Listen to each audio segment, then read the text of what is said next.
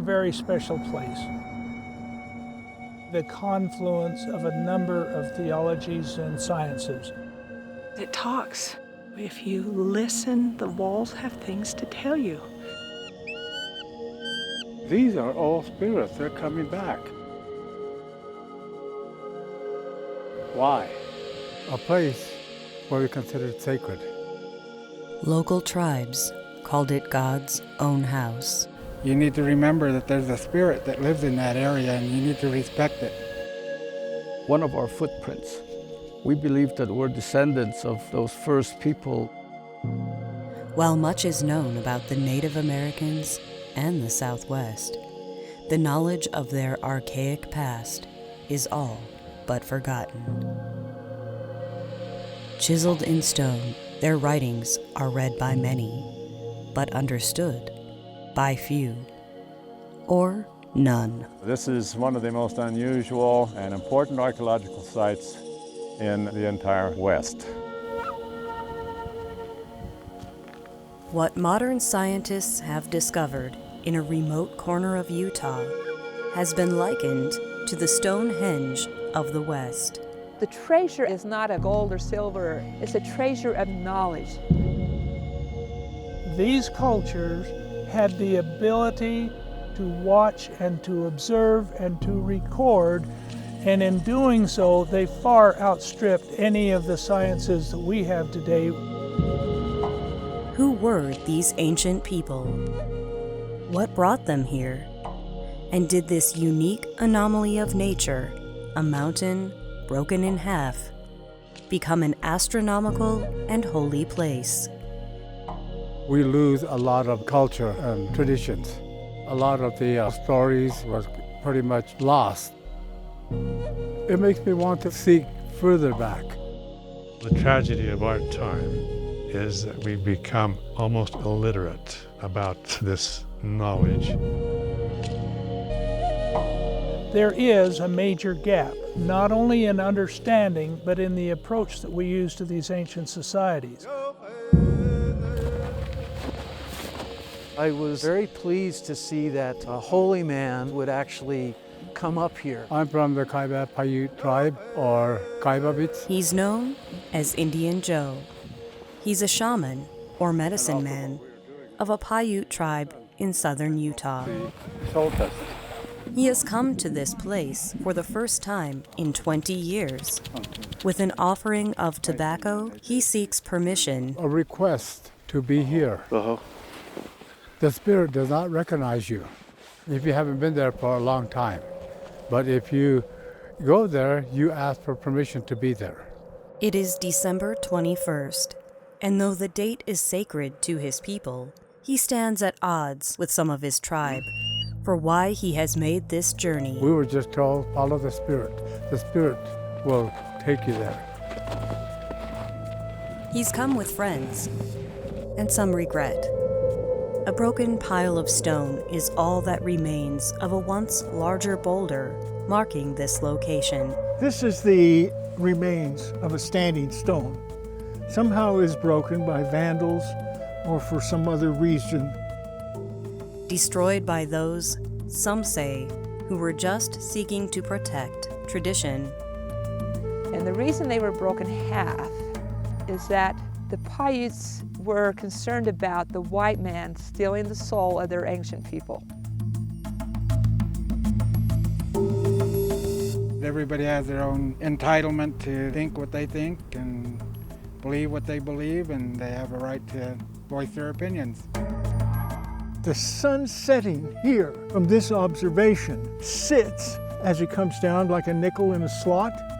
The whole new year starts over again. We have just begun a new path for the sun. Very sacred. While Joe finds reverence in the event, in doing so, he has found himself at the center of a much larger debate. People who are naysayers because they figure these people were ancient and couldn't possibly understand something this complex. It is a reflection of their problem and not the problem of the ancient people.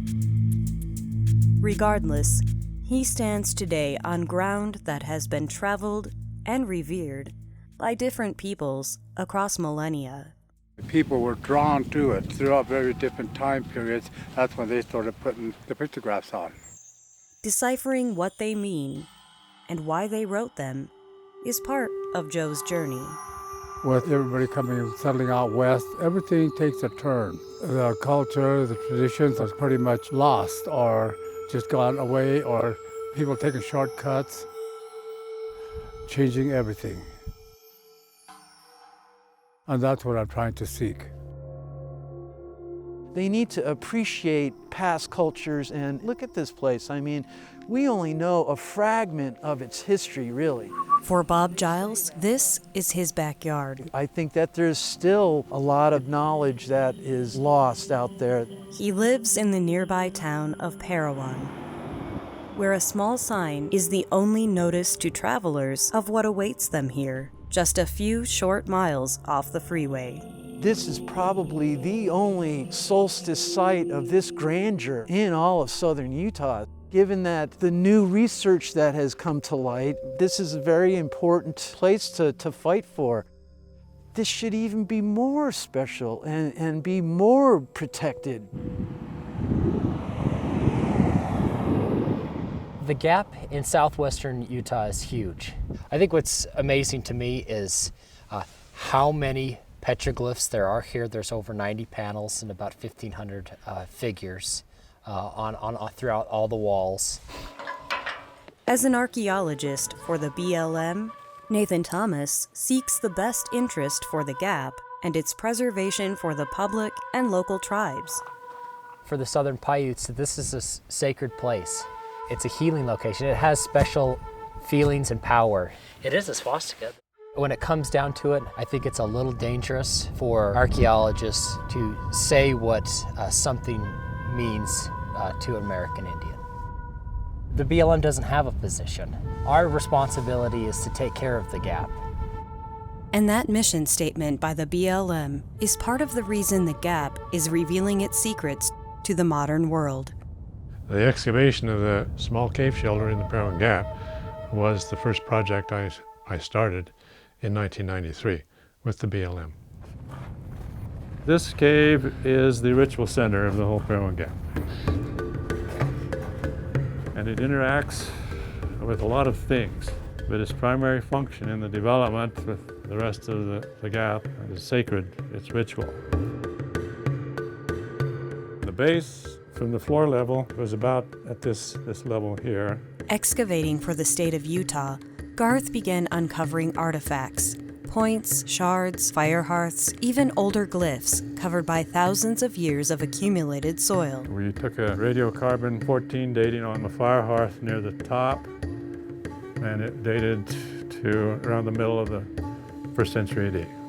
Went down another 45 centimeters and found another fire hearth, and radiocarbon dated that to almost 3000 BC. His discoveries confront a long-held understanding of Native Americans in the Southwest. Large concentric circles. He calls the Gap the first complex calendar system in North America. The main petroglyph panel, as we enter into the gap, the big zipper glyph, so-called, resembles a zipper in its shape. But it's a map of the Narrows itself, looking through, and the lobe at the bottom representing the basin. And that whole thing is designed as a record of the calendar. If you're standing out at the summer solstice observation position indicated by cairns or gatherings of stone, you will find that you will see this picture depicted just as you look at it through the Narrows. For Nal Morris, astronomy is his life. These people lived according to the sky. As a solar engineer and professor, he too has documented the complex and mysterious workings of the ancients here. Here's another cairn. I surveyed it. It indicated that sunset through the Narrows is going to be right in that V. The beauty of this in modern times is that we have lost the understanding of a simple thing like the traverse of the sun between the solstices. This teaches that. Building upon calendar discoveries at another ancient site in Utah, the significance and sheer size of the Gap as an astronomical dating system exceeded any known astronomy site in the West. There we saw the exhibit of the motion of the sun, all kind of in a neat little panel. This is on a huge scope. This is the Ninth Symphony of the Rochester Creek calendar. With the movements of the Earth around the sun, as well as the moon and the planets rotating around the Earth, that it became a natural calendaring system. And these ancient people seized upon that because wherever they went, they set up a calendar system in order to survive, knowing which season was coming so that they could be prepared. And so here at the Gap, it's one of only a handful in the world that is naturally aligned. The magic of this whole place is what happens by itself. One of the most profound manifestations that happens as the light shines through at sunset, then it's going to make a V of light.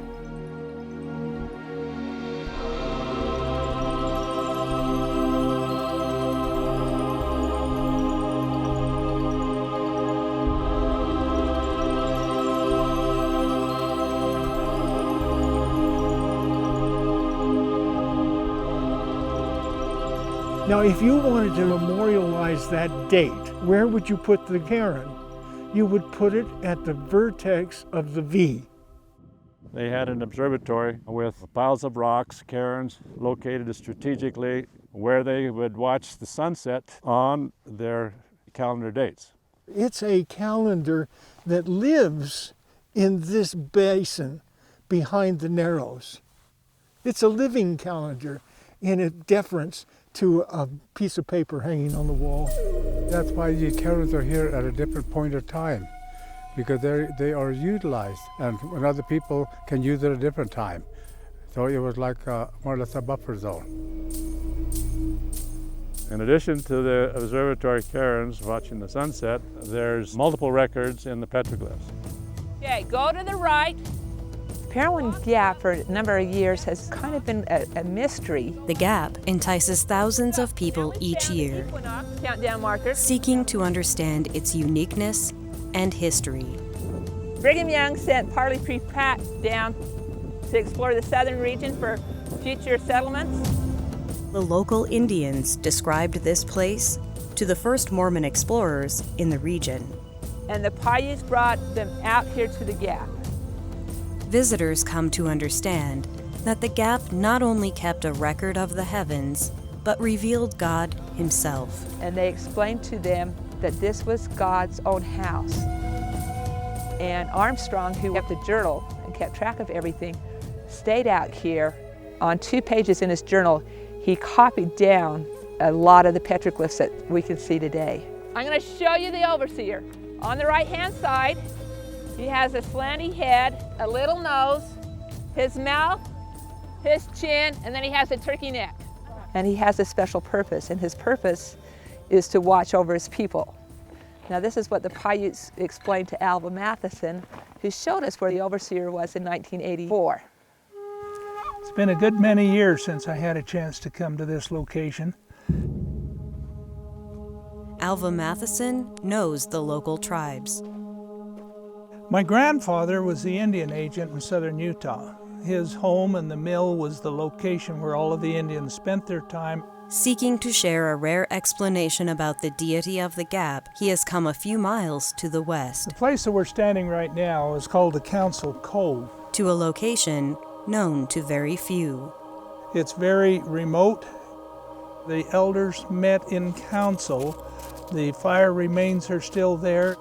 The first time I visited this location was about 1949. I did so in the company with several of the elders of the tribe. Well, if you look here behind me on the horizon, you'll see that there is a rock head. Formation is nearly 150 feet high. And that rock head was revered and referenced as the Shinab, which is the elder god, whereas Tobats is the junior god. And the Indians made an association directly between this location and the Parowan Gap location because of the profile and because it was a part of the religion that they could identify with. Later on, when the archaeologists and solar engineer were out here and doing the calendar system, they discovered the function of the overseer. On 3 significant consecutive days each November, the god of the Parowan Gap swallows the sun. Sun comes into his mouth and then goes to the back of his mouth and sits, and sits, and sits. And then he goes, and it's gone. He swallows it. This was seen by the ancients as an omen and warning. And if they haven't prepared for a cold winter, they better be moving south. It takes over 5 generations, hundreds of years, to get an idea what the land has for us. The Indians are able to identify very carefully with things that are unique in nature, and this is one. To identify with is to tell the stories passed down through generations. Alva's father wrote them down.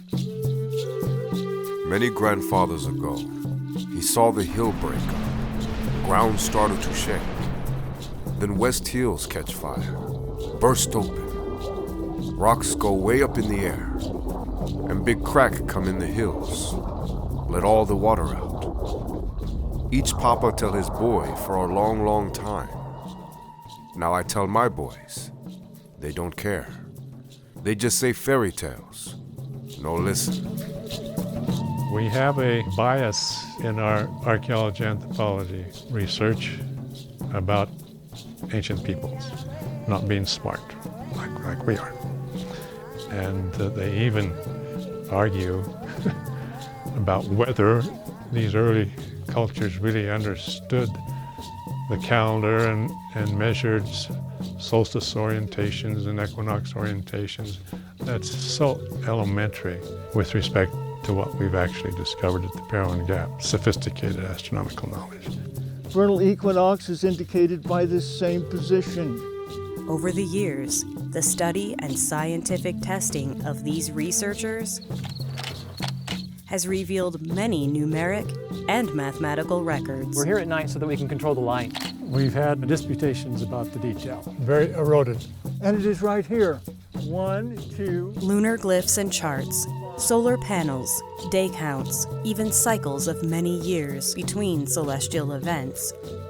Frozen in time, written in stone. I was shocked to discover 11 different panels that are recording cycles of the Sun, Moon, and Venus. But not everyone agrees with the science. Traditions run long and deep, and other stories are told. The Gap was the I-15 corridor of the past. This is a major route. This is where everybody traveled through. And as they came through, they left their messages. When you have a tribe that has ascribed special meaning to the site, it is a little dangerous to say it's this and you don't know what you're talking about. These people were observers. They were not calculators. And to make the step to the point that it was a scientific or an astronomical association is something that the Indians have never ascribed to it. The Paiutes claim the Gap as part of their tribal lands, but also acknowledge a lack of understanding of the meaning and the history of this place. You can't tell what any of the Indian writings mean. You don't know any of that. No. I think that a Hopi. You think that was Hopi Indians? Hopi Indian, and he was he come through here a long time ago. That's the Indian story. A native tribe mostly living now in central Arizona, the Hopi have the oldest living communities in North America. Hopi villages have been here for about 1,000 years in their present location. According to their legends, they migrated to the north from Central America and left their marks and symbols throughout much of the Southwest. Very clear evidence of Hopi migration through that area because of the way we interpreted a lot of the glyphs up there in Parowan Gap.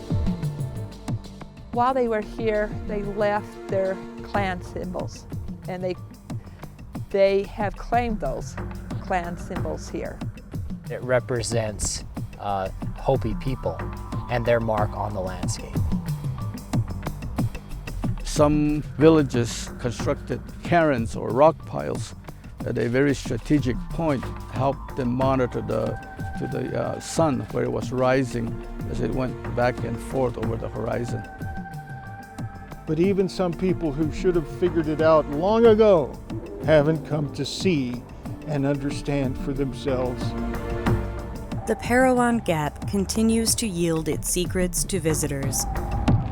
But regardless of who wrote, built, or worshipped here, there is a real fear of its writings vanishing into history, as assuredly as the authors who left them. I think it's more for me what the gap meant to them. I guess the reason why I come is to experience that alignment. This is the center of their universe, you know, this is where it all lined up. As we learn more about what was taught here, we become better equipped to cope with the needs of the earth as well as the needs of the people who live on it. Nature, as it's expressed in these ancient sites, enhances our appreciation that this is deep knowledge of value. We have the people who believe in the solar alignments. We have the American Indian tribes. Over the years, everyone has gotten along. Our connection is a living connection because there's a whole body of traditional knowledge still today. Our ancient cultures were further along than we will ever be, and the reason that I can say that with such conviction is that they took the time to understand the world. The ancients, they knew. They had that information and they followed it. And we don't do that anymore. We get in our car and zoom by, go, oh look, a couple etchings, wow, and we're gone. We're too busy to take the time to appreciate what it has to tell us.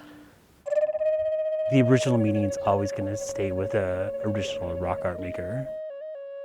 And when I die, I am going to go find these writers and I'm going to get the right interpretation. And then I'll know the right story.